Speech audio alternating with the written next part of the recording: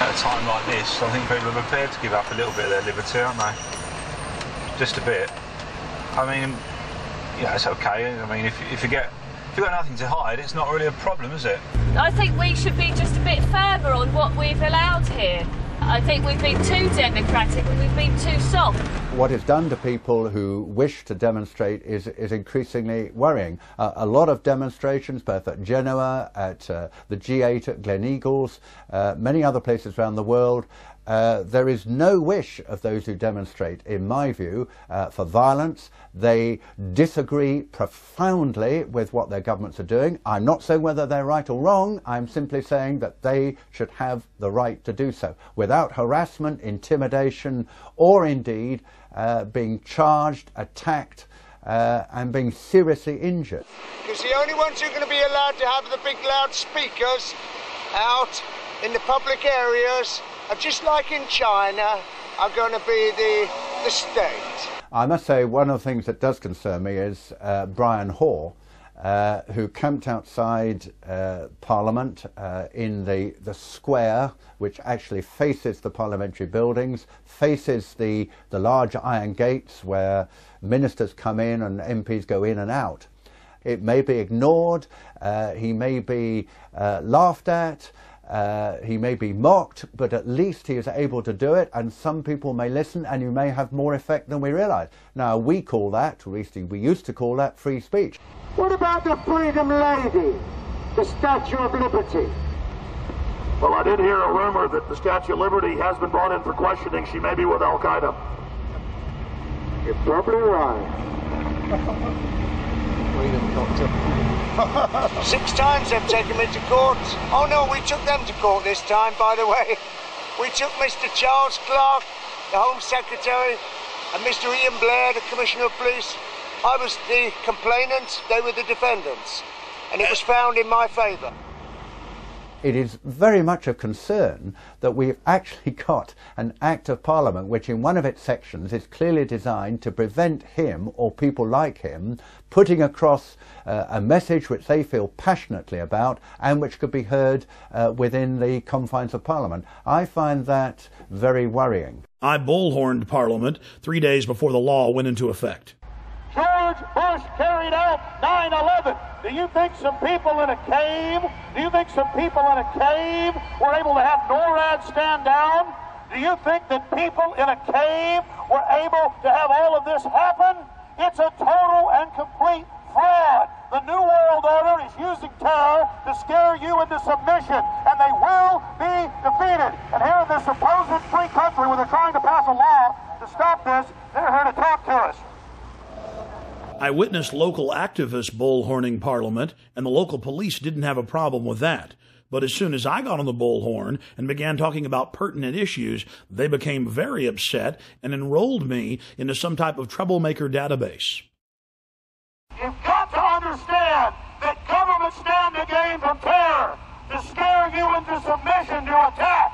Dick Cheney, in September of 2000, openly wrote a document called Rebuilding America's Defenses, and he said we need a Pearl Harbor event. The U.S. government wants to carry out terror attacks to blame it on their enemies. 9/11 was a self-inflicted wound.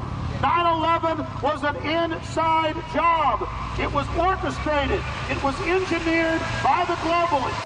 A few weeks after returning to the United States, I then read in the newspapers in horror that I had indeed been enrolled in a terrorist database. The identity cards, the compulsory identity cards that have been proposed for the first time in our history, around about 80% of the British people oppose the introduction of these cards. And it's not just cards, it's the databases that go behind that allows the state to access private information and so on. And yet as a result of 7/7, it seems that these things will be steamrolled through our Parliament. Wherever we look at the moment, there are assaults on civil liberties, as a result, of course, of the so-called war on terror. Similar guidelines have been implemented inside the United States. A Virginia anti-terror training manual lists property rights activists as potential terrorists. A Texas manual lists those wearing Levi's jeans, having cell phones, and who are, quote, friendly towards the police as potential terrorists. In Arizona, they list those that make frequent references to the U.S. Constitution as potential terrorists. All of these guidelines have been produced by the federal government and distributed at the state level. The federal government itself has told police to be on the lookout for drivers who have road almanacs or driver atlases. All across the planet, governments are restricting free speech and setting up so-called free speech zones to stop their populations from demonstrating. Months later, Paul and Steve Watson came to Texas and joined me live on my radio broadcast to discuss the aftermath of the London bombings.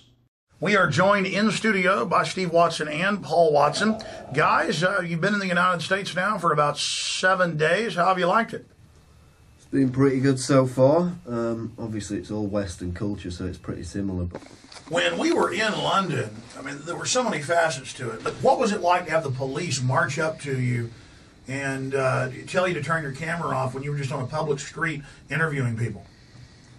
Well, I mean, the fear-mongering at the time, we were there right after the bombings, 3 weeks after the first bombings, I believe, but then there was the second failed attempt. So the state of panic was still quite high, even though Londoners basically were apathetic to the attack. They just got on with their lives. They weren't really buying the government propaganda on it. We had case after case where we'd be out on the street doing interviews with people, and we'd be showing the video cameras, and there were people working right there at the Hard Rock Cafe, and I'm like, look at these cameras, they're everywhere, they're in plain view, and the manager comes out and goes, you know, thanks for showing me that, I've never noticed those.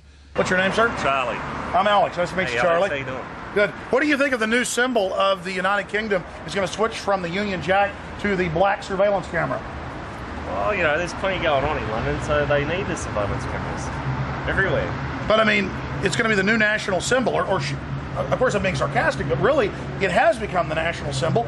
4+ million surveillance cameras in the great city of London alone. Nothing to say about it. You know, I don't even see them there. You don't see them? They don't exist? No. 4 million in the city. That's the first time I've even noticed they're there, and I've been working here a year. Out of sight, out of mind, huh? That's it, that's it. That's kind of Orwellian, though. You seem like a smart guy, but did you know only the smartest people in the inner party know how to engage in doublethink and doublespeak, where you don't even notice the cameras that are there? In fact, if you say they're not there, they're not there. Here, together, let's say they don't exist. All right, they don't exist. 2 plus 2 equals 5. Hey. Hey, you could get an inner party membership. All right, I'm into it. I mean, that was actual doublethink. Steve, Paul, you want to comment on that? Well, let me read a quote from Orwell from 1984. Doublethink is an unending series of victories over your own memory, reality control. To know and not to know, to be conscious of complete truthfulness while telling carefully constructed lies, to hold simultaneously two opinions which cancelled out knowing them to be completely contradictory and believing in both of them, to use logic against logic to repudiate morality while laying claim to it. And this is exactly what we saw over and over again in London. You've got a nest of, 6 or 7 cameras, and people are out there saying they've never noticed them.